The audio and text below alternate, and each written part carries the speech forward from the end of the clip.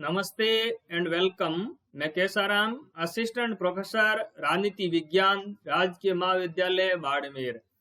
आज के इस व्याख्यान में हम फ्रांस की कार्यपालिका को समझने का प्रयास करेंगे। इस व्याख्यान में हम मुख्य तौर पर फ्रांस के प्रधानमंत्री और फ्रांस की मंत्री परिषद की संरचना और फ्रांस की शासन व्यवस्था में उनकी भूमिका के संदर्भ में बातचीत करेंगे। पिछले व्याख्यान में हमने फ्रांस की कार्यपालिका में फ्रांस के राष्ट्रपति के निर्वाचन और राष्ट्रपति की भूमिका को समझने का प्रयास किया था। फ्रांस की कार्यपालिका में फ्रांस के प्रधानमंत्री, मंत्री परिषद और राष्ट्रपति को शामिल किया जाता है।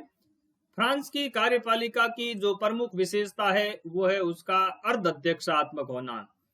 व्यवस्थापिका और कार्यपालिका के मध्य संबंधों के आधार पर शासन व्यवस्थाओं को मुख्य तौर पर दो भागों में विभाजित किया जाता है, एक संसदीय शासन व्यवस्था और दूसरा अध्यक्षीय शासन व्यवस्था।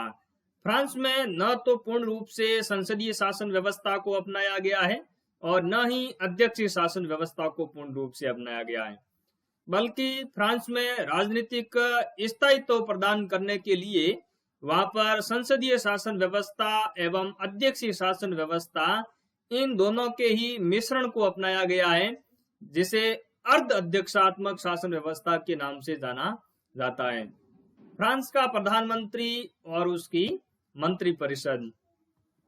फ्रांस के प्रधानमंत्री की नियुक्ति फ्रांस के राष्ट्रपति के द्वारा की जाती है।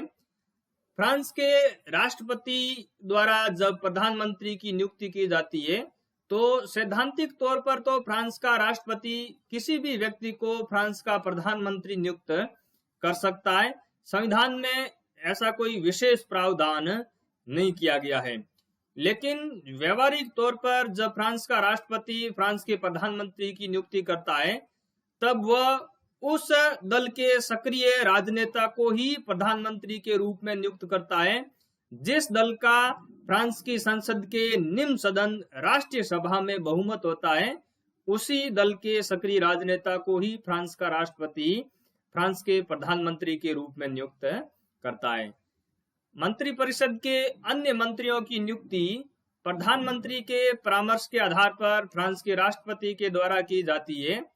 यहाँ पर यह ध्यान रखने वाली बात है कि फ्रांस का राष्ट्रपति जब प्रधानमंत्री की नियुक्ति कर देता है तो उसके बाद में प्रधानमंत्री के लिए राष्ट्रीय सभा का विश्वास मत हासिल करना अनिवार्य नहीं होता है। यानी प्रधानमंत्री की नियुक्ति के बाद में प्रधानमंत्री को वहां की संसद के निम्न सदन राष्ट्रीय सभा का विश्वास मत है वो हासिल करना कोई जरूरी नहीं होता।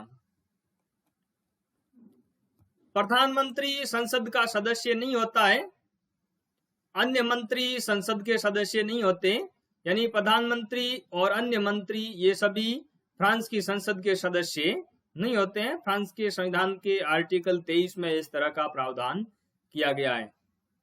मंत्री और प्रधानमंत्री संसद की बैठकों में भाग ले सकते हैं, भाषण दे सकते हैं, लेकिन मंत्री संसद में मतदान है वो नहीं कर सकते। मतदान का अधिकार है वो इन मंत्रियों को प्राप्त नहीं होता है। तो इस प्रकार से प्रधानमंत्री और अन्य मंत्री संसद के सदस्य तो नहीं होते, लेकिन बैठकों में भागीदारी कर सकते हैं, भाषण दे सकते हैं, मतदान का अधिकार इनको प्राप्त नहीं होता है। तो अध्यक्षीय शासन व्यवस्था जहां पर भी होती है वहां पर मंत्री है वो संसद के सदस्य नहीं होते हैं। फ्रांस की कार्यपालिका और मंत्री परिषद में भी इस तरह की विशेषताएं हैं वो देखने को मिलती है। प्रधानमंत्री और मंत्रियों को किस तरीके से हटाया जा सकता है? फ्रांस का राष्ट्रपति प्रधानमंत्री को हटा सकता है सैद्धांतिक तौर पर, लेकिन व्यवहारिक तौर पर फ्रांस का राष्ट्रपति प्रधानमंत्री को नहीं हटाता है। जब तक राष्ट्रीय सभा में जिस दल का बहुमत रहता है तो उसी दल के सक्रिय राजनेता को ही राष्ट्रपति प्रधानमंत्री के रूप में नियुक्त करता है, तो राष्ट्रपति सामान्यतः वहां के प्रधानमंत्री को नहीं हटाता है। प्रधानमंत्री के परामर्श से अन्य मंत्रियों को राष्ट्रपति हटा सकता है। राष्ट्रीय सभा के प्रति मंत्री परिषद है वो उत्तरदायी होती है, तो राष्ट्रीय सभा निंदा प्रस्ताव के आधार पर मंत्री परिषद को और प्रधानमंत्री को हटा सकती है। फ्रांस के संविधान के आर्टिकल 50 के अंतर्गत लिखा हुआ है कि फ्रांस की संसद की जो निम्न सदन है राष्ट्रीय सभा, वह जब सरकार की सार्वजनिक नीति को अस्वीकृत कर दे या मंत्रिपरिषद और प्रधानमंत्री के खिलाफ निंदा प्रस्ताव पारित कर दे, तो उस समय प्रधानमंत्री और उसकी मंत्रिपरिषद को त्याग पत्र देना होता है।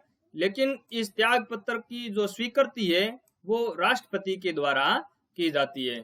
तो सैद्धांतिक तौर पर तो राष्ट्रीय सभा निंदा प्रस्ताव के द्वारा वहां के प्रधानमंत्री और मंत्रिपरिषद को हटा सकती है, लेकिन व्यवहारिक तौर पर निंदा प्रस्ताव को इतना आसानी से पारित है वो नहीं किया जा सकता। इतना आसानी से फ्रांस के प्रधानमंत्री और मंत्रियों को हटाना संभव नहीं होता।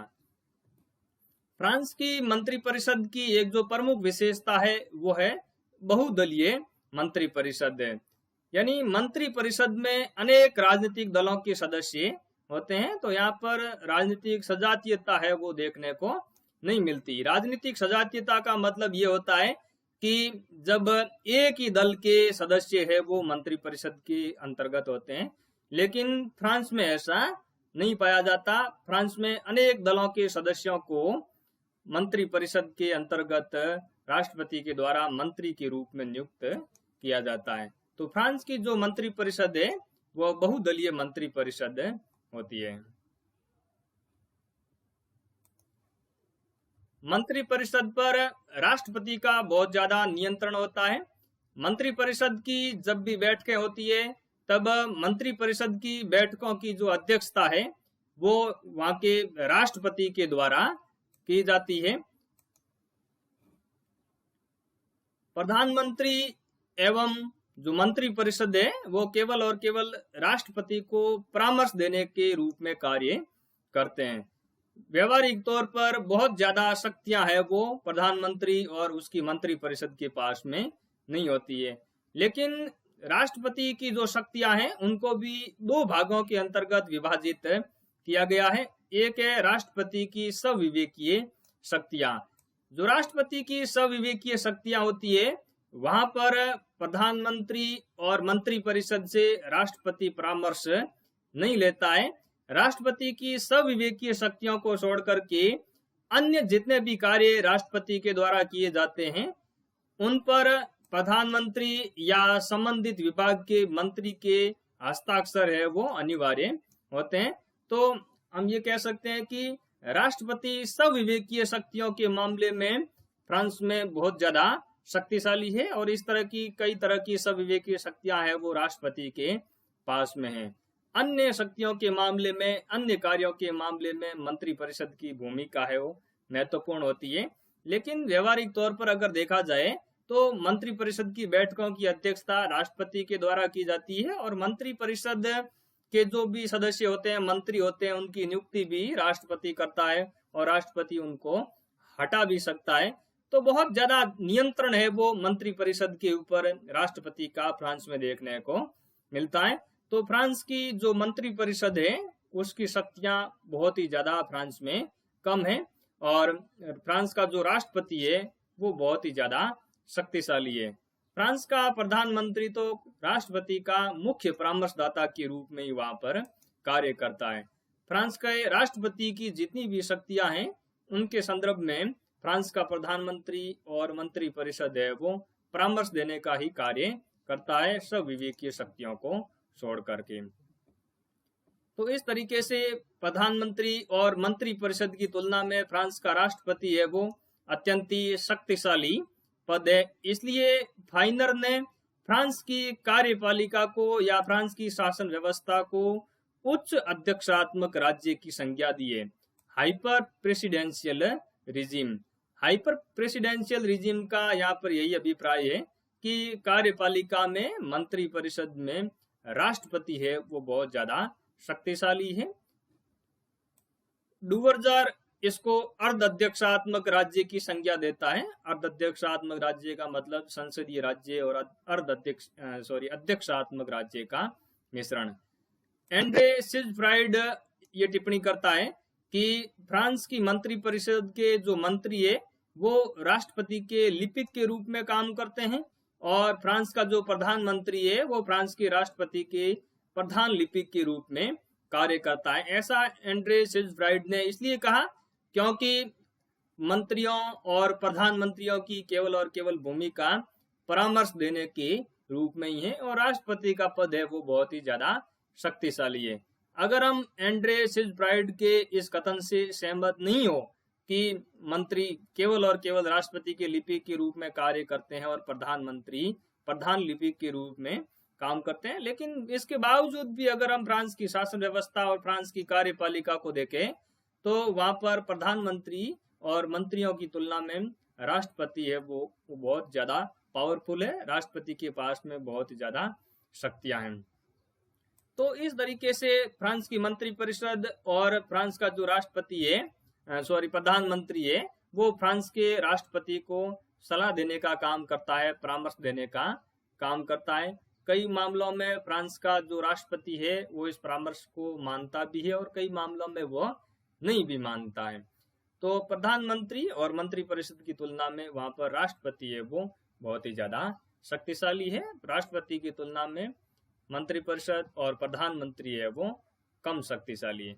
तो इस व्याख्यान के माध्यम से हमने ये समझने का प्रयास किया कि वहां पर मंत्रिपरिषद की संरचना है वो किस तरह की है और किस तरीके से मंत्रिपरिषद और प्रधानमंत्री है वो राष्ट्रपति की तुलना में फ्रांस में कम शक्तिशाली है।